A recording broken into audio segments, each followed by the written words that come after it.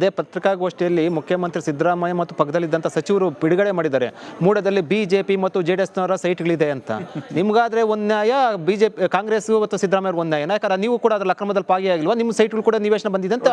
BJP ಅಥವಾ JDS ಸರ್ಕಾರದ ಅವರ ಅವಧಿಯಲ್ಲಿ ಏನಾದ್ರು ಅಕ್ರಮಗಳಾಗಿದ್ದರೆ ಅದ್ರ ಬಗ್ಗೆ ತನಿಖೆ ಮಾಡಲಿ. ಆ ನಿವೇಶನ ಅಕ್ರಮ ಕೊಟ್ಟಿದ್ರೆ ಅದು ಬಡವರಿಗೆ ಹೋಗಲೇಬೇಕು. ಅದ್ರ ಬಗ್ಗೆ ನಮ್ದೇನು ದೂಸರ ಮಾತಿಲ್ಲ.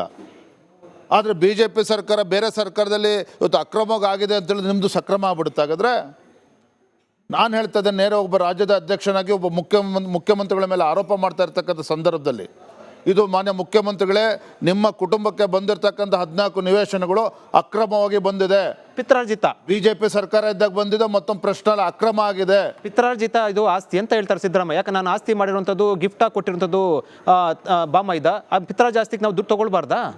ನೋಡಿ, ನನಗೆ ಪಾಪ ಮುಖ್ಯಮಂತ್ರಿಗಳ ಹೇಳಿಕೆಗಳು ಮಾತುಗಳನ್ನು ಕೇಳಿದ್ರೆ ಅಯ್ಯೋ ಅನಿಸ್ತದೆ. ಬಹುಶಃ ದೇಶದ ಇತಿಹಾಸದಲ್ಲಿ ಒಬ್ಬ ಮುಖ್ಯಮಂತ್ರಿಗಳು ಪ್ರೆಸ್ ಮೀಟ್ ಮಾಡಿ ನನ್ನ ಕುಟುಂಬಕ್ಕೆ 62 ಕೋಟಿ ರೂಪಾಯಿ ಬರಬೇಕಾಗಿತ್ತು, ಈಗ ಬಂದಿರತಕ್ಕಂಥದ್ದು ಕೇವಲ 28-30 ಕೋಟಿ ಮಾತ್ರ. ಹಾಗಾದ್ರೆ ಮುಖ್ಯಮಂತ್ರಿಗಳ ಕುಟುಂಬಕ್ಕೆ ಅನ್ಯಾಯ ಆಗ್ತಾ ಇದನ್ನು ಸುಮ್ಮನೆ ನೋಡ್ಕೊಂಡು ಸುಮ್ಮನೆ ಕೂರಬೇಕಾ? ಸ್ವತಃ ಸಿದ್ದರಾಮಯ್ಯನವ್ರು ಹೇಳಿದ್ರಿ ಮಾತನ್ನು. ನಾವು ಮುಂದಿನ ದಿನದಲ್ಲಿ ರಾಜ್ಯದ ಜನತೆ ಗೊತ್ತಾಗ್ತದೆ, ತಮಗೂ ಗೊತ್ತಾಗ್ತದೆ. ಮೊದಲನೇದು ಅವ್ರ ಜಮೀನು ಖರೀದಿ ಮಾಡಿರ್ತಕ್ಕಂಥದ್ದೇ ಅಕ್ರಮ. ಇದೆಲ್ಲವೂ ಕೂಡ ಬರೋದ್ರಿಂದ ಸತ್ಯಾಂಶ ಹೊರ ಬರ್ತದೆ. ದಾಖಲೆಗಳು ಒಂದಷ್ಟಲ್ಲಿ ಇನ್ನೂ ಕೂಡ ಬಿಡುಗಡೆ ಮಾಡ್ತೀರಾ? ನಾವಲ್ಲ ಸ್ವಾಮಿ, ಸಾಕಷ್ಟು ಜನ RTI ಆ್ಯಕ್ಟಿವಿಸ್ಟ್ಗಳು ಎಲ್ಲವೂ ಕೂಡ ಕಂಪ್ಲೇಂಟ್ಗಳನ್ನ ಕೊಟ್ಟಿದ್ದಾರೆ. ರಾಜ್ಯಪಾಲರನ್ನು ಕೂಡ ಭೇಟಿ ಮಾಡಿ ಕೊಟ್ಟಿದ್ದಾರೆ. ಈಗ ಅನೇಕ ಡಾಕ್ಯುಮೆಂಟ್ಸ್ಗಳು it's in a public domain. ಹಾಗಾಗಿ ಇದು ನಾವು ಅನ್ನೋದಕ್ಕಿಂತ ಹೆಚ್ಚಾಗಿ ಬೇರೆ ಬೇರೆ ಮೂಲಗಳಿಂದ ಬರ್ತಾ ಇದೆ. ಕೆಲವು ಕಾಂಗ್ರೆಸ್ ಮೂಲಗಳಿಂದನೂ ಬಂದಿರ್ಬೋದು, ನಾ ಇಲ್ಲ ಅಂತ ಹೇಳ್ತಾ ಇಲ್ಲ. ಆದರೆ ಒಂದು ಸತ್ಯ, ಪಾಪ ಸಿದ್ದರಾಮಯ್ಯನವರಿಗೆ ಎಲ್ಲೋ ಒಂದು ಕಡೆ ಅವ್ರಿಗೆ ಗೊತ್ತಿದ್ದೋ ಗೊತ್ತಿಲ್ಲದೋ ಆ ತಪ್ಪಾಗಿದೆ, ಅಕ್ರಮ ಆಗಿದೆ. ಅಕ್ರಮ ಆದಮೇಲೆ ಅಕ್ರಮ ಆಗಿದೆ ಅಂತ ಗೊತ್ತಿದ್ದರೂ ಸಹ ಒಬ್ಬರು ಮುಖ್ಯಮಂತ್ರಿ ಆಗಿರ್ತಕ್ಕಂಥವ್ರು ಆ ನಿವೇಶನಗಳನ್ನು ವಾಪಸ್ ಕೊಟ್ಟಿದ್ದಿದ್ರೆ ಅದು ಚರ್ಚೆ ಬೇರೆ ರೀತಿ ಆಗ್ತಾಯಿತ್ತು. ಅಂದರೆ ಇವರೇನು ಅವರನ್ನು ಅವರು ಡಿಫೆಂಡ್ ಮಾಡ್ಕೊಳ್ತಕ್ಕಂಥ ಕೆಲಸ ಮಾಡ್ತಾ ಇದ್ದಾರೆ. ಸದನದಲ್ಲಿ ಚರ್ಚೆ ಮಾಡದೆ ಪಲಾಯನವಾದ ಏನು ಮಾಡ್ತಾ ಇದ್ದಾರೆ, ಇದು ಸರಿಯಲ್ಲ. ಕಾಂಗ್ರೆಸ್ನ ಮೂಲಗಳಿಂದ ಕೂಡ ಮುಖ್ಯಮಂತ್ರಿ ಸಿದ್ದರಾಮಯ್ಯ ವಿರುದ್ಧದ ದಾಖಲೆಗಳು ಬಂದಿದೆ ಅಂತೇಳಿ RTI ಆಕ್ಟಿವಿಸ್ಟ್ಗಳೇ ಕೆಲವರು ಹೇಳ್ತಾ ಇದ್ದಾರೆ. ನಿಮ್ಗೆ ಹಂಗಾರೆ ಮಾಹಿತಿ ಇಲ್ಲ? ನೀವು RTI ಆಕ್ಟಿವಿಸ್ಟ್ಗಳು ಮತ್ತೆ ಬೇರೆಯವ್ರು ನಂಬ್ಕೊಂಡಿರುವಂಥದ್ದು ಬಿಜೆಪಿ ಪ್ರತಿಪಕ್ಷವಾಗಿ ವಿಫಲ ಆಗಿದೆ. ನಮ್ಮದೇ ಆದಂಥ ಹೋಮ್ವರ್ಕು, ರಿಸರ್ಚ್ ಎಲ್ಲವೂ ಕೂಡ ನಡೆದಿದೆ. ಓಕೆ, ನಾವು ಅವ್ರನ್ನ ಯಾರನ್ನೂ ನಂಬ್ಕೊಂಡು ನಾವು ವಿಚಾರವನ್ನು ಎತ್ಕೊಂಡಿಲ್ಲ.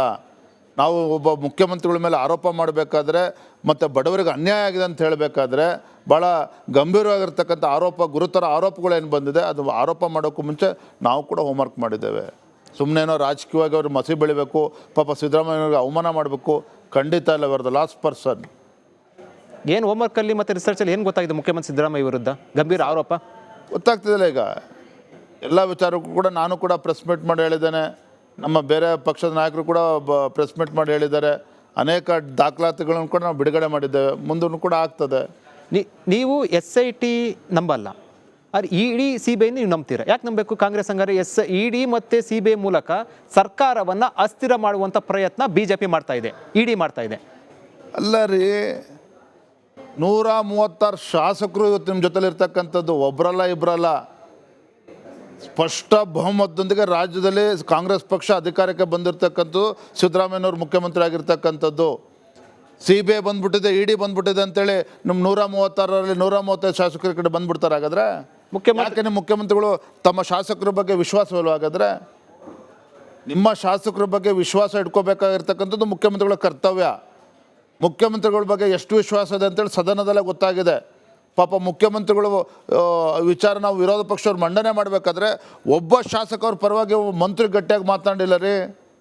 ಪಾಪ ಮುಖ್ಯಮಂತ್ರಿಗಳು ಸಿದ್ದರಾಮಯ್ಯವ್ರು ಹಾಗೆ ಸದನದ ಹೊರ ಹೋಗಬೇಕಾದಂಥ ಪರಿಸ್ಥಿತಿ ಬಂತು. ದಿನ ಯಾವಾಗ ಶಾಸಕರು ಬಂದು ಮುಖ್ಯಮಂತ್ರಿಗಳ ಪರವಾಗಿ ನಿಲ್ಲಿಲ್ಲ, ಅರ್ಧ ದಿನ ಸದನಕ್ಕೆ ಬರಲಿಲ್ಲ ಮುಖ್ಯಮಂತ್ರಿಗಳು. ಕಾಂಗ್ರೆಸ್ನ ಶಾಸಕರು ನಿಮಗೆ ಬೆಂಬಲ ಕೊಡ್ತಾ ಇದ್ದಾರಂತ ನಿಜನಾ? ಸಚಿವರು ಶಾಸಕರೆಲ್ಲ ಕೂಡ ಪರೋಕ್ಷವಾಗಿ ಬೆಂಬಲ ಕೊಡ್ತಾ ಇದ್ದಾರೆ, ಖಂಡಿತ ಅಲ್ಲ. ಭಾಳ ಜನ ಖುಷಿಯಾಗಿದ್ದಾರೆ, ಅಷ್ಟಂತೂ ಸತ್ಯ. ಆ ಖುಷಿಯಲ್ಲಿ ಕೂಡ ಒಂದಷ್ಟು ಜನ ನಿಮಗೂ ಕೂಡ ಕಾಲ್ ಮಾಡಿರ್ಬೋದು. ಹೌದು, ಮುಖ್ಯಮಂತ್ರಿ ಸಿದ್ದರಾಮಯ್ಯ ವಿರುದ್ಧ ಈ ಥರ ಹಗರಣ ಇದೆ ಮಾತನಾಡಿದ್ರು. ಓಕೆ, ಎಲ್ಲ ದಾಖಲೆಗಳು ಇದೆ ಸರ್ ನಿಮ್ಮ ಹತ್ರ, ಅಂದರೆ ಇನ್ನೇನಾರು ಬೇಕಾ ಅಂತೇಳಿ ಕೇಳಿರ್ತಕ್ಕಂಥ ಮುಖಂಡರುಗಳು ಕೂಡ ಇದ್ದಾರೆ, ಅದು ಬೇರೆ ಪ್ರಶ್ನೆ. ಆದರೆ ಒಂದು, ಇವ್ರು ಯಾರಿಗೋ ತೇಜೋವಧೆ ಮಾಡಬೇಕು, ಸಿದ್ದರಾಮಯ್ಯನವ್ರಿಗೆ ಅವಮಾನ ಮಾಡಬೇಕು, ಪ್ರಶ್ನೆ ಅದಲ್ಲ. ಇವತ್ತು ಬಡವರಿಗೆ ಅನ್ಯಾಯ ಆಗಿದೆ, ಆ ಬಡವರಿಗೆ ನ್ಯಾಯ ಕೊಡಿಸ್ಬೇಕು.